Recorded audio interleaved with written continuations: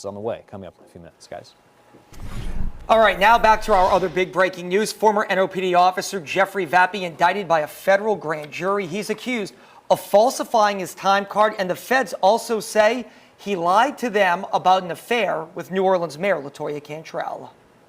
Well, WDSU is bringing you live team coverage today. Investigative reporter Ari Killian has reaction to today's decision. But first, we begin with WDSU investigator Cassie Sherm breaking down the details in the four corners of the indictment. Cassie.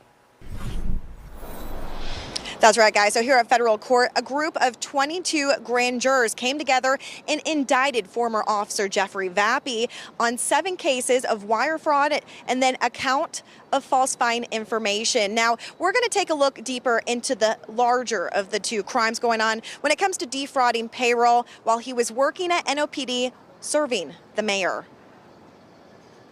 Now, looking into the indictment against Officer Jeffrey Vappie, the mayor's former executive detail, it alleges Vappie knowingly intended to devise a scheme to defraud and obtain money and property by means of false fraudulent pretenses, representations, and promises, namely submitting full-time cards to NOPD.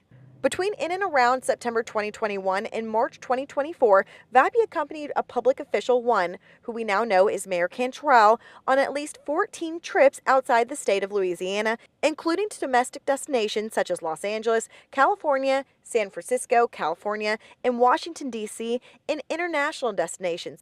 The city of New Orleans incurred more than $47,000 in costs related to Vappie's work-related trips outside the state of Louisiana with Public Official 1, including travel, lodging, meals, incidentals, and salary. August 2022 and October of 2022, Public Official 1 was in New Orleans on approximately 62 days. Vappie was paid for being on duty 51 days. Vappie spent time with Public Official 1 inside the Pontalba apartments 25 of those days.